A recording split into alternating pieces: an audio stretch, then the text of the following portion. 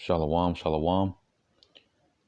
First and foremost, before I get started with this lesson, I want to give all praises, honor, and glory to Yahweh, Bahashem, Yahushai, Bahashem, Raha Double honors to the apostles and the elders of Great Millstone who taught me this truth and rule well.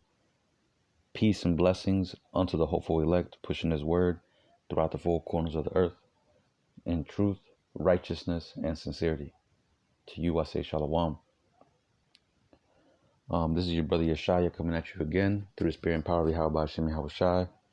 And in this lesson, I'll be going into these gutter rats, who claim to be the true nation of Israel, who claim to be the sons and children of the Most High, but they're not. And before I get started, I'm actually going to get this precept in Revelation 3 and 9. It says, "Behold, I will make them the synagogue of Satan, which say they are Jews, and are not, but do lie. Behold, I will make them to come and worship before thy feet, and to know that I have loved thee." Right?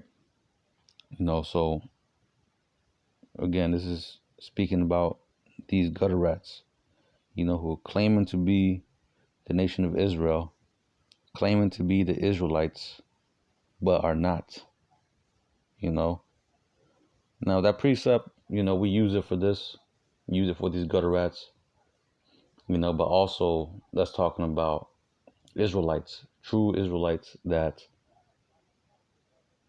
are not behaving as Israelites should, right? They're acting like Gentiles, acting like heathen because of their, ultimately because they despise Yahushua, right? They didn't believe him when he was here, and they weren't behaving like Israelites should be, right? But anyway, let's go ahead and jump into this article. It's from RT News, and it says, Israel is at war, Netanyahu. It says, Israel Prime Minister Benjamin Netanyahu has said Israel is at war in his first comments after Palestinian armed group Hamas launched a major surprise attack on Israel earlier on Sunday. It says, citizens of Israel, we are at war and we will win, Netanyahu said in a video address. The enemy will pay a price like they never known before, he vowed, referring to Hamas. Netanyahu's comments were echoed by Israel Defense Forces chief spokesman, Rear Administrator Daniel Hagari, who said that Israel is in a state of war following Hamas' surprise attack earlier on Saturday. It says the IDF has declared a state of war, he said in a video statement. We are in a state of war. He added that more than 2,000 rockets have been fired and that terrorists infiltrated and some are still in Israel. The IDF is flooding the area with troops. We are focusing the fight on the Gaza border, Hagari said. We have begun a widespread call-up in all parts of the IDF. The Air Force is also striking in Gaza. The IDF spokesperson added that fighting is ongoing and the militants remain present in multiple locations. Israel's defense forces, they said, are presently focused on fighting in regions surrounding the Gaza envelope, while military reservists are being called up. The Israeli Air Force has begun an attack on Gaza, the spokesperson also said. At least 22 Israelis have been killed since the beginning of the surprise attack by Hamas, according to the local media reports. So that's pretty much all I gotta read, really. Apparently Israel again is at war. They've always been at war, right? They had never seen peace ever since they established Israel to be an independent state, right?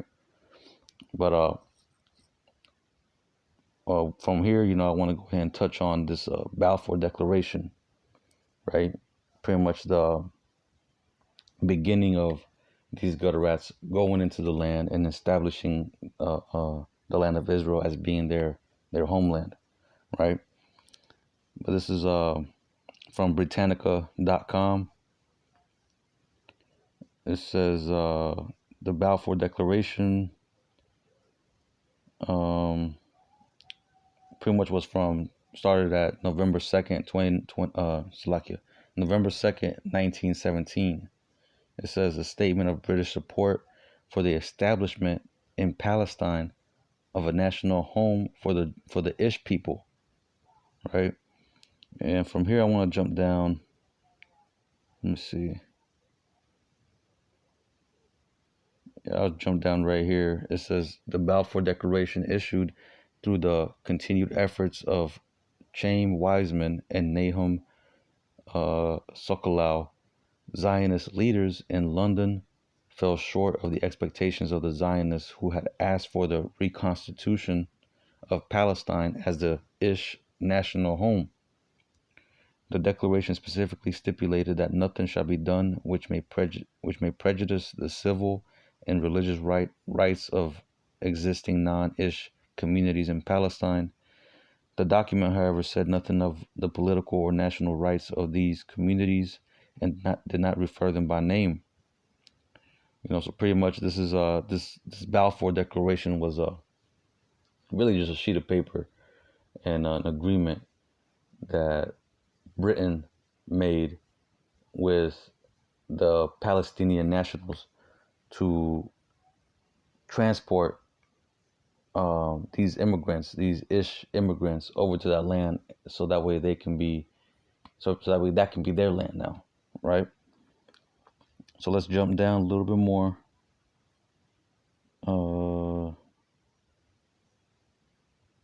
Let's see. Let me read a little bit of this right here. It says, the British government hoped that the declaration would rally Ish opinion, especially in the United States, to the side of the Allied powers against the Central Powers during World War One. Excuse me. It says, they hoped also that the statement in Palestine of a pro-British-ish population might help to protect the approaches to the Suez Canal in neighboring Egypt, and thus ensure a vital communication route to British colonial possessions in India. It says the Balfour Declaration was endorsed by the principal Allied powers and was included in the British Mandate over Palestine, formally approved by the newly created League of Nations on July 24,